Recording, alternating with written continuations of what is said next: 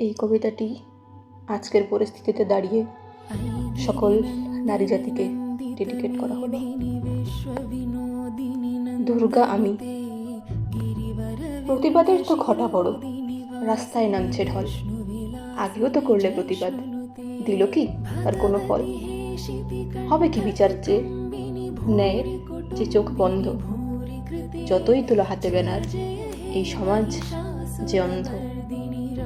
সুন্দরকে বিচারে জীবন বাঁচানোর প্রতিদান।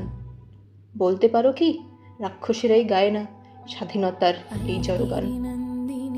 কোথায় কখন লুকিয়ে থাকে শিকারীর দল ওত পেতে, ট্রফি থেকে র্যাপার সরিয়ে রসালো স্বাদ লুফে নিতে। চাই না আমি প্রতিবাদ, চাই না কোনো আন্দোলন।